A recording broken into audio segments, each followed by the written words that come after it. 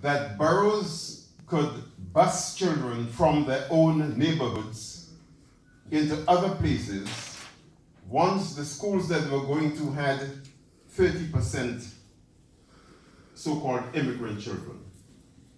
So if you were in Tottenham and your local school had more than 30% black kids, buses would be sent to bus children from those schools to some other area in Barnet or wherever it is. Because the view was that if you had a concentration of black children, they would damage the education of white kids. That was paralleled by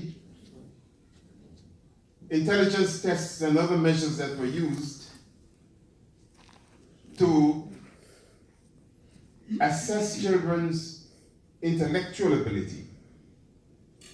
And as a result of that, a disproportionate number of children was sent to schools for the educationally subnormal. There was one black educational psychologist in the country at the time. She's still alive, retired, Waveney Bushell, in the borough of Lewisham. She struggled. Later on, there were others like Molly Hunt, again, who died recently, against these tests. And we're in business. Okay, so let me revert to this because I think it tells the story a bit more coherently. I'll move back here and could you advance this thing for me? Okay, so I want to start with these two quotations. I have to canter through these slides. There are quite a number of them and I know we're short on time.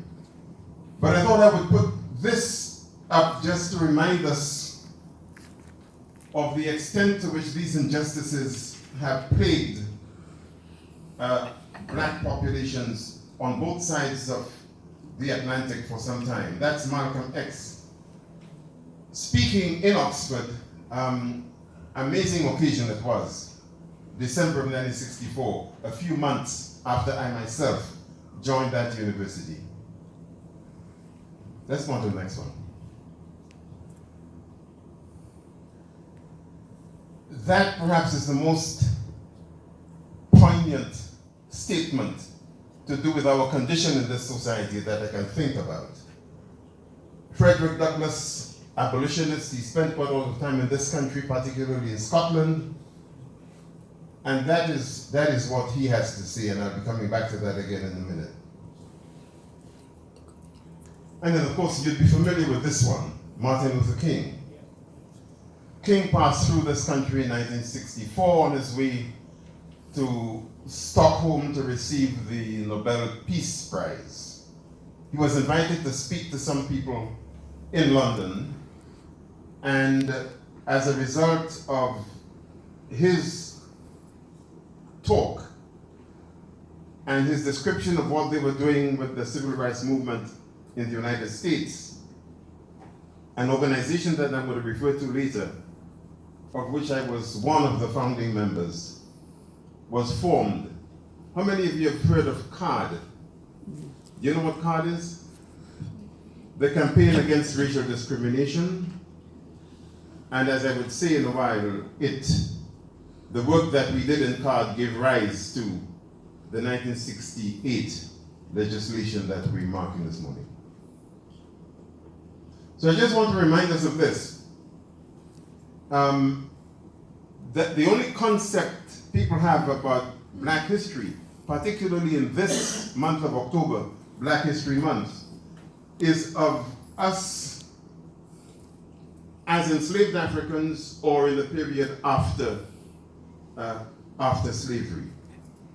And I just want to remind us that what that does is to erase not just years but centuries of African history and the evolution of knowledge and the contribution to science, engineering, mathematics, whatever, that African people have made since before the birth of Christ.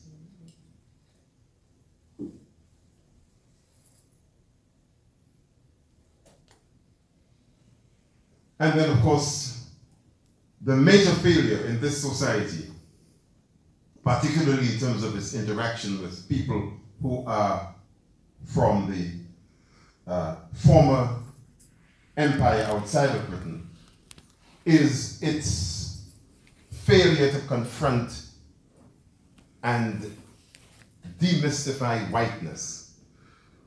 And I'll say a bit more about that too in the context of curriculum and so on in a minute.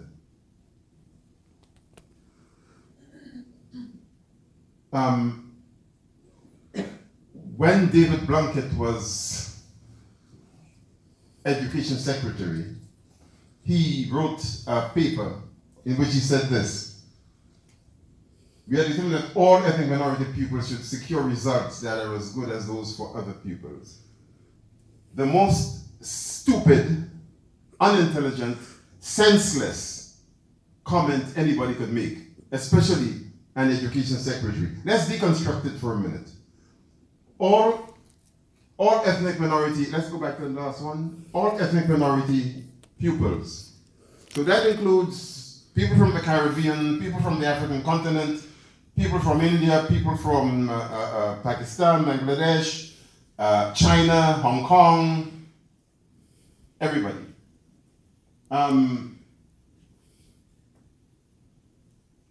But we know that in the schooling system, what's been happening is children from Asian backgrounds, particularly Indians, because there's a fundamental difference in the performance of Indians relative to Bangladeshis and Pakistanis, and people from China, pupils from those places, do considerably better than black Caribbean boys, for example. So to talk about ethnic minority pupils as an undifferentiated group is nonsensical. And then secondly, when he talks about as for other pupils, what he really means is for white pupils. But then similarly, white working class boys do almost as badly as black Caribbean boys. Chinese and Indian students outperform white boys and white girls. So it just demonstrates how ill-informed this statement is and how fundamentally racist its assumptions are. Let's go on. Just in passing, that's what this fellow who is a kind of guru of mine had to say. And I think it's worth remembering this because that is what, in my view, characterizes government actions and policies on the issues we're talking about.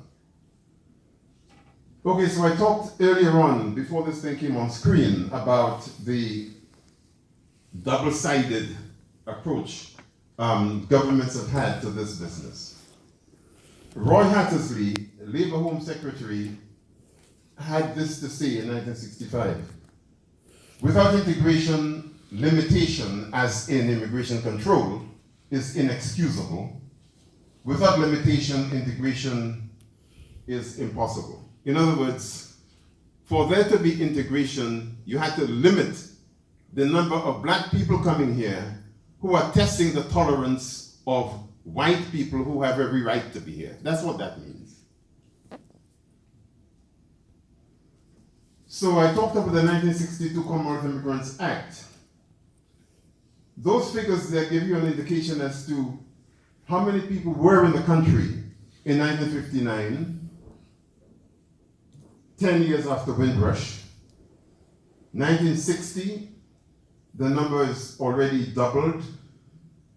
By 1961, between 59 with 22,000 people and 61 with 125,000, you get a sense of how many people by 1961 were hurrying to get into this country before they closed the gates.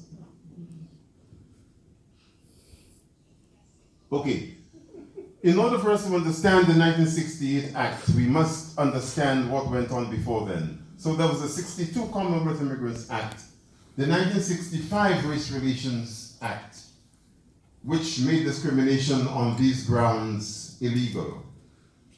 Now, why it did not apply to Northern Ireland, I suspect it was because of the interreligious issues they had there. Because frankly, the t-shirts at the back, quite interestingly, talk about more blacks, more dogs, more Irish. The no dogs, no blacks, no Irish shawl was used particularly in relation to Irish people in various parts of London. And it's interesting that this law, which is supposed to be outlawing discrimination, was not applicable in Northern Ireland itself. That act was repealed by the 1968 Act, which prohibited discrimination also in housing, employment, and the provision of goods and services. But that act was the result, the direct result of the work of CARD, which I talked about earlier. Founded by David Pitt and a lawyer called Anthony Lester, who is now a QC, CARD did a phenomenal amount of work up and down the country. I particularly worked with them in Oxford and in Leicester. And what we did was, one black person paired up with a white person. The black person was given more qualifications on a CV, notional CV, than the white person. And you would apply for jobs or answer an advert or whatever. The black person would go in and would be told, we've already appointed to the post, there's no job going, or the room has been taken or whatever. The white counterpart would then go in less than half an hour later and would be told, yes, you can have the room, come tomorrow morning, or we like your application, you can have the job next Monday. And we collected that kind of evidence all around the country, masses of it. Then sat down, calibrated the whole thing, and presented the results to the Labour Party in power. And that is what led them to pass this act in 1968, because what we demonstrated was that the 1965 Act was pretty much useless. So the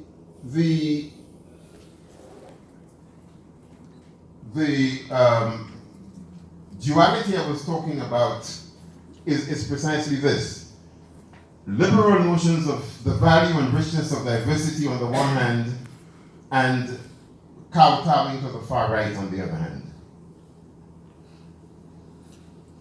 And of course, political parties were always oscillating between the center and the far right. We'll come on to Enoch Powell in a minute. But some of you would be aware that in the elections in Smethwick, in 1964, one of the slogans that the Conservative Party used was, if you want a nigger for a neighbor, vote Labour or Liberal. Let's go on.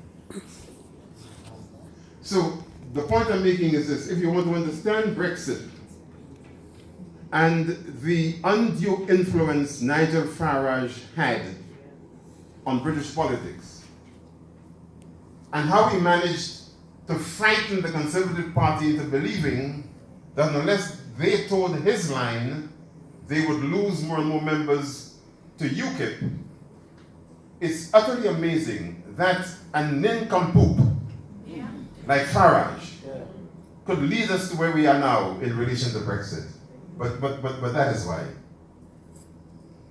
So, very quickly, the aftermath of 65, the 1976 Race Relations Act, I'll say something more about that in a minute.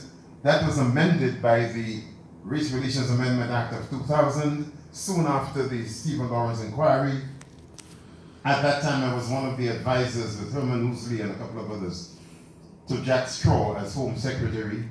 And I cannot tell you the battles we had with civil servants about what was to go into that Race Relations Amendment Act. And of course, the 1976 Race Relations Act established the Commission for Racial Equality. And having established it, it amputated it at its knees. In other words, it did not have the power, and nor was it given the resources to act as an effective watchdog to ensure that people were actually complying with the legislation. And those were the provisions of the Act. And importantly, it was meant not just to protect black people's rights, but that of others as well. The CRE, as you know, gave rise to these community relations councils, and I called them the sort of local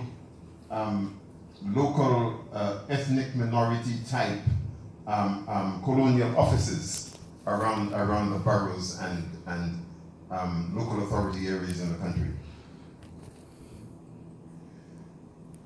And I've made the point, the CRE was generally toothless.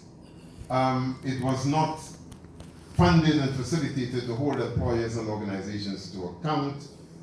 And cases where they should have taken employers to court with every possibility, every prospect of winning those cases, they did not do.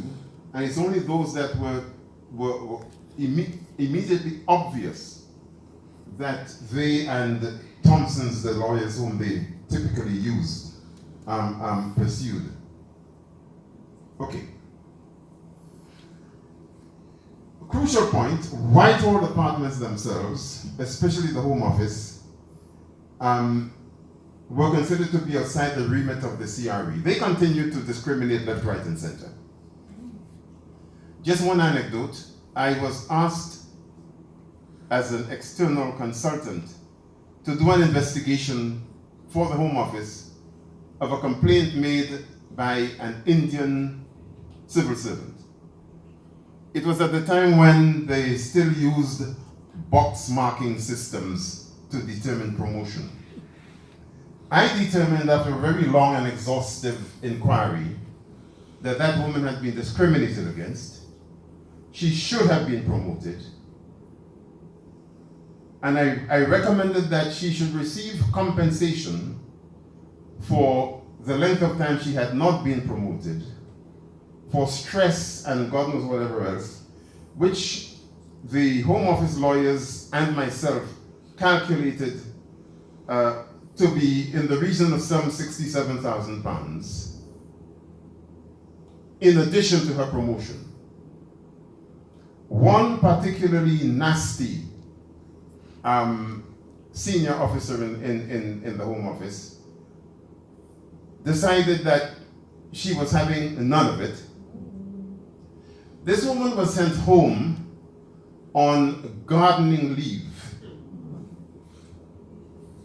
For how long? 3.5 years on full pay. If she were minded to do some real gardening, she could have supplied Tesco and Sainsbury's with organic vegetables. At the end of the day, I and an independent body of solicitors represented her, and the Home Office were made to pay her £349,000. And I wrote to the permanent secretary and said, look, this is utterly scandalous. A complete waste of taxpayers' money. You've ruined this woman, destroyed her career, and the £349,000, I mean, she retired in the end and went to do something else. But the stress she endured for 3.5 years was unbelievable. Okay, so these are some events that took place in that period. The Mangrove 9 trial, which arose out of protests that were taking place in Notting Hill about the activities of the police, and particularly one miserable, nasty little fellow who was constantly harassing the Mangrove restaurant.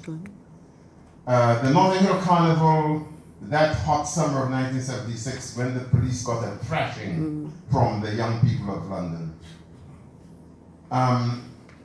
The New Cross fire of 1981, in which these 14 young people lost their lives at a birthday party on 439 New Cross Road. And the march, we formed the New Cross Massacre Black People's Day of Action. The New Cross Massacre Committee organized the Day of Action. And people came from all over the country. I was responsible for recruiting in the North and Northwest. So every day of the week, including Saturday and Sunday, I was at meetings in Bristol, in Preston, Manchester, Liverpool, Sheffield, Rotherham, and all sorts of places. On the day, there were endless coaches and convoys of cars and minibuses traveling from the north to join people in London, as well as from Bristol and so on and so forth. One of the most iconic events in terms of our black presence in this country. And then Mohammed mentioned in his introduction this also iconic event, the International Book Fair, Radical Black and Third World Books, which, how many of you ever attended that? Which took place every year, either at Camden Town Hall or Islington Town Hall or somewhere around London, and then in Bradford and in Leeds. Education for Liberation Books is a book service that I started in Manchester when I was chair of the Black Parents Committee. And we worked very closely with the Asian youth movement, organizing anti-deportation campaigns, particularly in relation to Asian women who had been subject to domestic violence. And that's basically a statement. I've always felt it ironic that xenophobia runs in the DNA of this nation, particularly given the fact that when they begin to identify themselves, they are all of these things. Celts, Saxons, Normans, Vikings, God knows what else.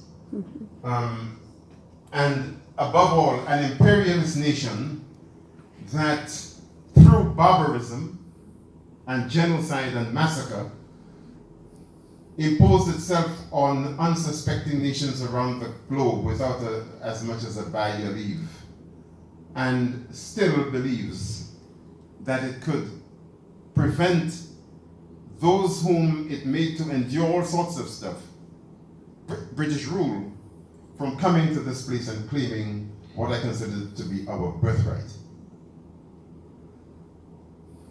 And then, of course, the CRE put up these self-help programs. And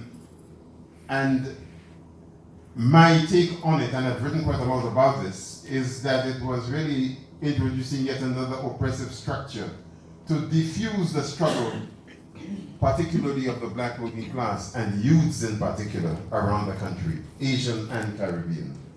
In 1981, I wrote this book, the result of working in 16 different cities and towns in England for the Voluntary Services Unit at the Home Office. That's what the book was called. One particular chapter is called Projects versus Politics. And there I am actually saying that the government managed to subvert political struggle and resistance amongst black communities by plowing money into those communities and having people scrambling over one another for bits of grants here and there. And then, of course, the Windrush, which I see as an international case study in hypocrisy, hubris, shamelessness, and cynicism.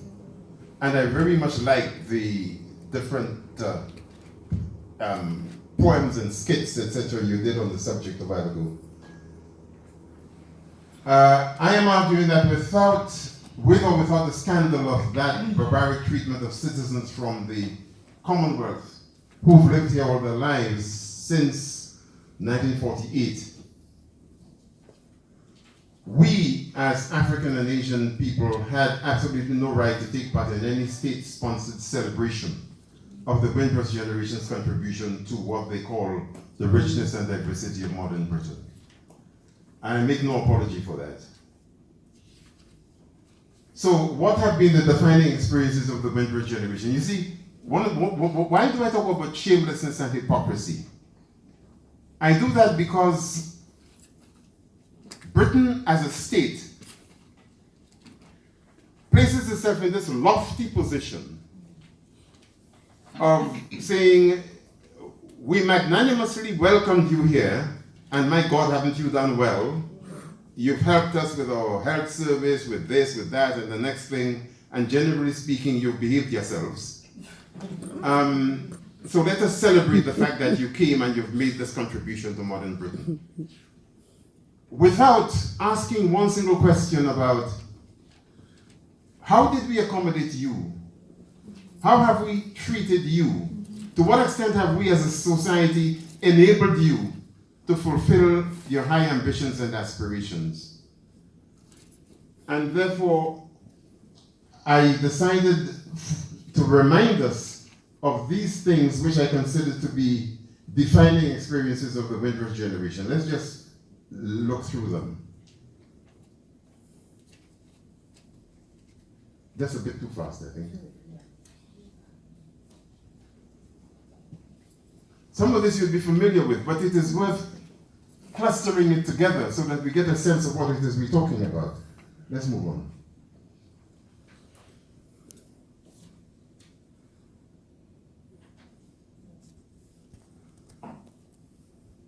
And that second one, as the next slide shows,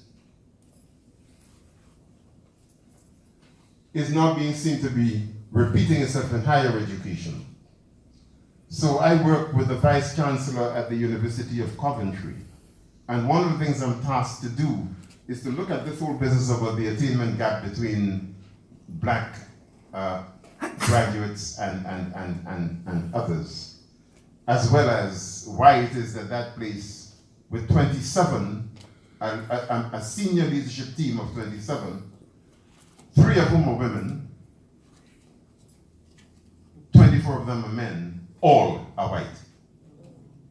And yet, the student population on that campus is 47% African, Asian, Chinese. Next one. Refusal to make the curriculum more relevant to young black people in schools and reflective of our global contribution to the evolution of knowledge. Resistance both in school and higher education to decolonizing the curriculum.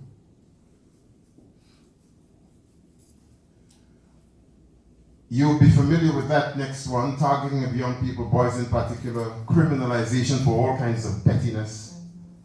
And then, of course, the results of stop and search, SAS, gratuitous harassment, the fact that practically every secondary school, especially in urban areas, just now has got a police station. And that's the kinds of things that head teachers saw it as their business to sort out in the past, and now handed over to the police. So you send your child to school, a policeman could decide that because of some stupidness that the child does, he should be taken to the police station. And you don't get to know that until they've actually got your child in the police station. But the fact of the matter is, as the Frederick Douglass quote suggests, this situation could only have arisen because we failed to do something about it. And then, of course, there is this matter, the continuing disproportionately high unemployment among black school leavers and underemployment among black graduates. Unprecedented levels of youth violence, including knife and gun-enabled murders among black young people. Right now, in London, 1 in 3 murders involve black males below the age of 30, either as victims or as perpetrators. And in the very year when we've seen an unprecedented number of such killings, Theresa May decides to valorize the Windrush generation, those whom she hadn't kicked out, that is, and talk about the massive contribution that we've made to the society. Yeah. The state has appropriated and canonized Stephen Lawrence and crowned his mother, Baroness Doreen Lawrence.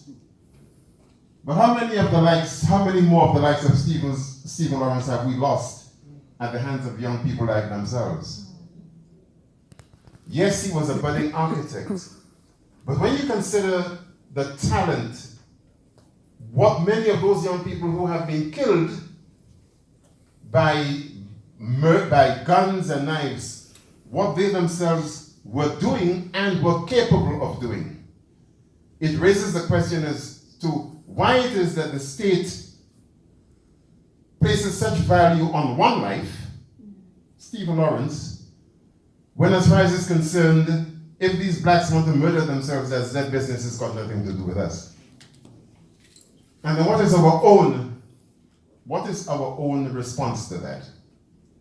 I believe if black lives matter, it should matter irrespectively of who is taking black lives. Mm-hmm.